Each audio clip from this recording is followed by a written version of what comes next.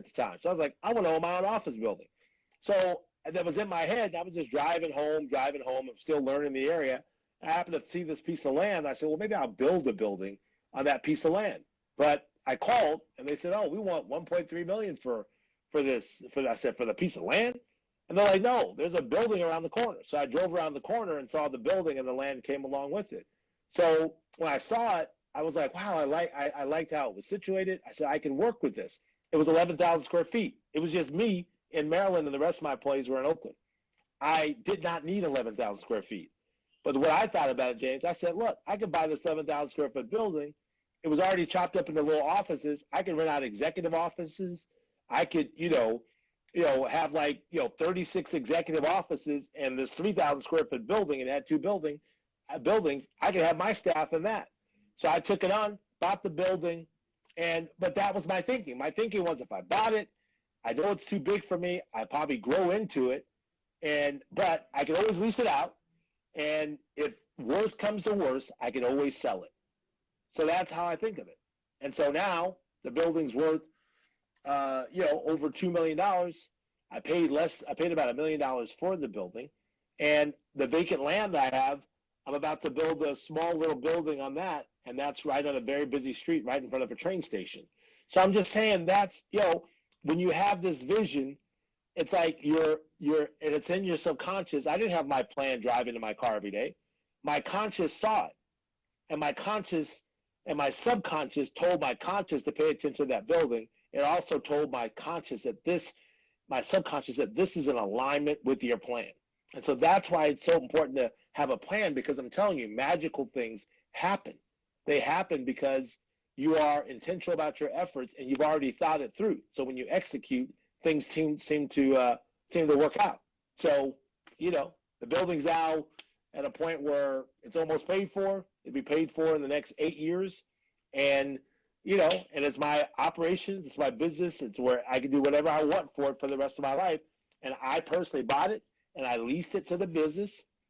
So the business pays me rent as well as all the other tenants there, but I own it. And if I sell my company, I still own the building. And we could talk about that too, about if you want to buy your own building, should you own it in the company, or should you own it as a separate LLC?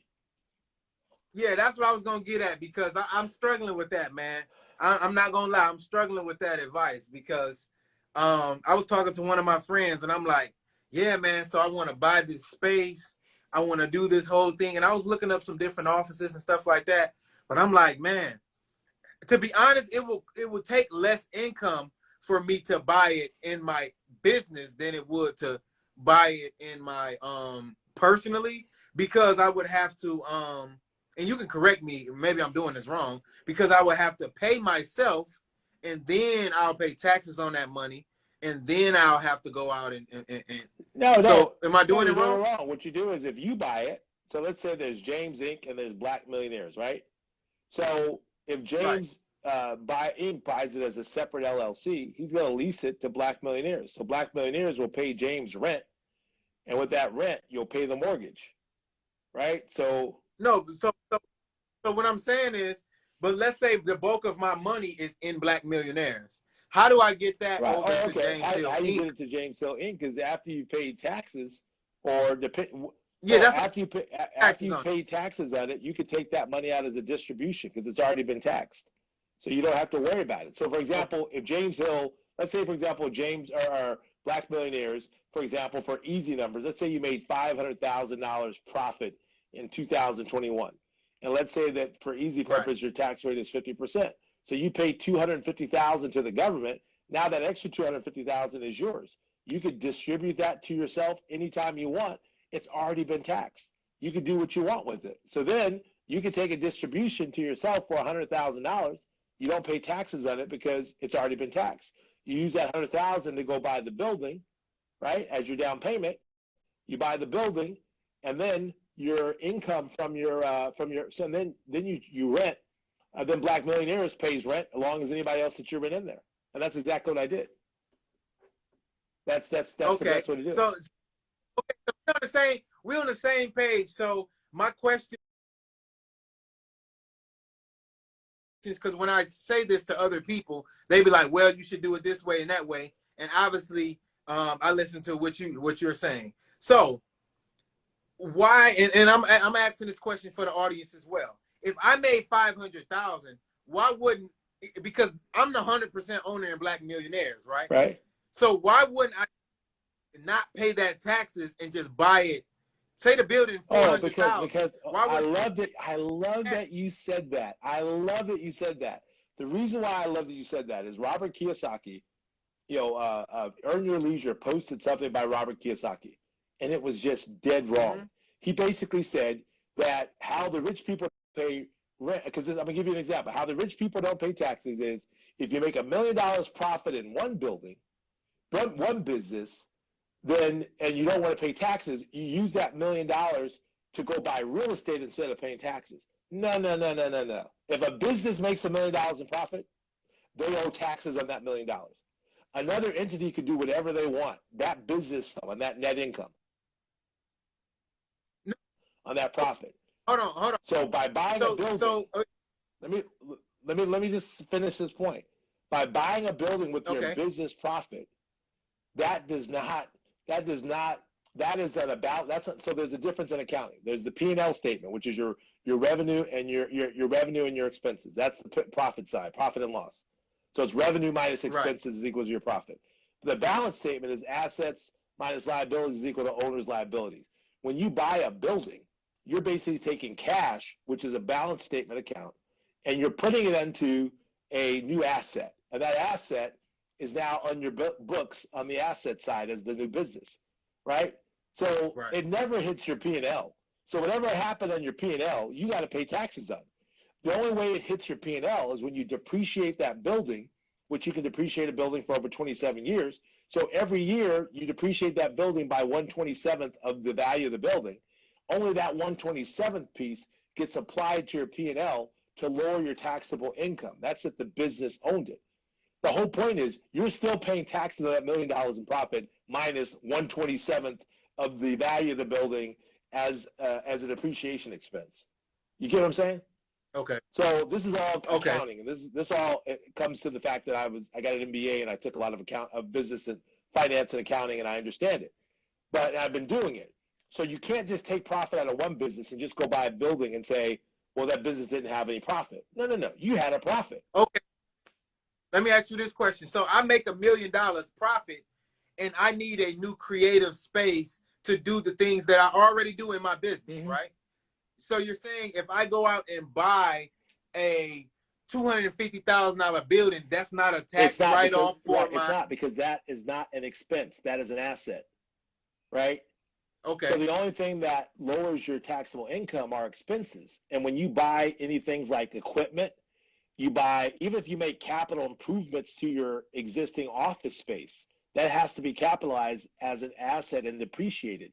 It's not an expense. There's only certain things that can be, paper is an expense, right? You buy computers. There's a certain dollar amount that makes it an expense versus whether or not it's a capital asset.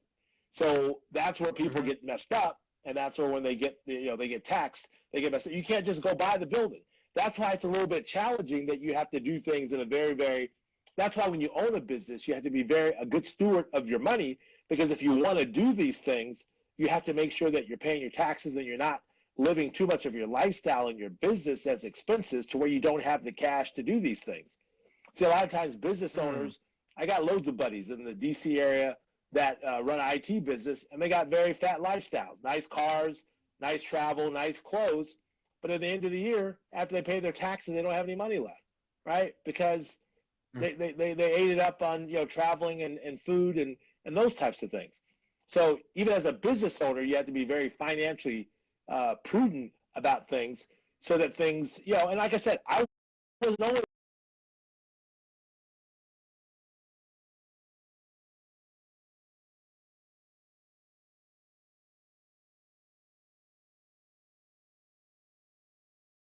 So Yeah, I was that guy too, right? That's like I bought Range Rovers and $2,000 Steve Harvey suits and the whole 9 yards, right? But it was like when I wanted my office building and I wanted to accumulate assets, I started changing the game a little bit, and I got into that thing. You get what I mean? So I'm glad that you brought this out because this is a very, very important fact. You just can't take that money out and go put it on an asset, right? That's on the balance side. That's on the balance sheet of your financial statement. It's not on the net income, not on the income and expenses side. So you're going to still be on the hook for those taxes. And when I heard Robert Kiyosaki say that, I was like, oh my God, why is he saying that? It's just not true. It is not true. I'm bringing you in. I'm bringing you into my business. All right. So, I got a corporation. My company's a corporation, right? So the problem, okay, I pay 21% tax rate on the business taxes. Somebody said right? accrual accounting 101. They're absolutely right. Go ahead. I'm sorry. I had to give them a shout out for that. Yeah, so but when I pay myself, because it's a corporation, so let's say I pay myself a salary, I have to pay that 15%. I think it's self-employment tax, I believe. I have to pay that. So the business have to pay 7.5%, and I personally have to pay 7.5%. But I'm the whole business, right? I own the whole thing. No, it's not. It's not. What happens is, James, like when you talk about your personal tax, right? So that it all gets, if you're an LLC, which is considered like if you're an LLC, which is equivalent to an S corp type of a corporation, you get taxed with your business. So what happens is they take your income, if you made 100,000, and they take the 100,000 that your business made, right? All that goes under your personal tax returns because you'll get a K-1 from your accountant that gets to your personal tax returns. And when they run your tax returns, they'll know what you owe across both entities, right? And they'll give you deductions across everything. What about if I'm a corporation? The corporation is separate from the individual. Right. But if it's an S corp, from a tax purposes, it's treated like an individual. So you have the protection. Right. I'm sorry. I said I got a C corp, not an S corp. Right. Now that's different. If you have a C corp, okay, the C corp, the corporation pays its own taxes. But the downfall of a C corp is that the C corp gets double taxation. And you know how that double taxation works? That's what I'm trying to figure out. Right. So you shouldn't be a C corp. You only want to be a C corp if you think you're going to issue shares in your company. Like if you're going to go on the public stock exchange, right? So you need to I did that too. When I first started, I started as a C corp, and my CPA, who does all my taxes, immediately converted me over to an S corp immediately, because the C corp gets double taxation. Here's how it happens: if you're a C corp and the company makes 100,000 in profit, let's just say you're in a 50% tax bracket, that corporation pays $50,000 in taxes, right? So now you got 50,000 more, and let's say you want to pay a distribution to yourself. You say, I want to take 25,000 out of that remaining 100,000. Well, if you take a distribution of that 25,000, since you're a C corp, that 25,000 is going to be taxed too. Now, if you're an S corp, let me finish. So the C corp, no, go ahead. So you get double tax. You get taxed on your distribution, and you get taxed on your income, right? With an S corp, correct. With an S corp, they just all get combined like they're together, and you get taxed across both of them. But after you're taxed off of them, you can take distributions from there, and those distributions aren't taxed because it's already been taxed. Right, but it's going to be taxed at a higher. No, not necessarily. It's going to be based on your personal tax. So there's the corporate tax. There's the corporate tax, and then there's the individual tax, right? So your S corp and your C corp combined are going to be taxed on the personal level, and S corp, and the C corp is going to be taxed on the corporate level. So it just depends on where the taxes are. But the whole point is you're getting taxed twice. Right, that's what I'm saying. So here's my problem. I'm being very honest. I got money in the C corp, but I'm trying to figure out like how I can get it back to James Hill, and I don't want to pay that tax. Yeah, that's gonna be tough. Hey, but here's another way. If James Hill owned the building, right? And he owned a little building, and he leased it to black millionaires, and black millionaires paid the rent, right? And then that rent had all these expenses associated with it. In the end, and also that building gets depreciated because it's a building. So even though the building you've made a profit, you can depreciate a portion of that building every year, which means that you're getting a little tax-free money. However, the bad news is when you sell that building, you have to deal with what they call recaptured depreciation, where they add all that depreciation back, right? And you pay taxes on it unless you do one thing. What do you think that one thing is if you sell that building? Is it a 1031 exchange? You got it. Check you out, boy.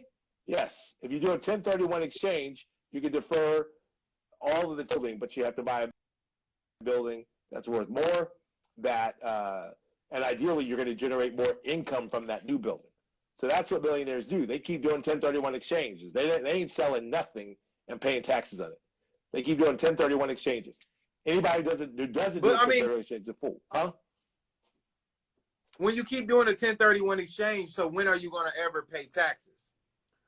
Yeah, maybe you won't. Maybe your kids will, right? Because the whole point is that I love that you said that, because the whole objective of anything related to your money should be to generate income and to grow your assets.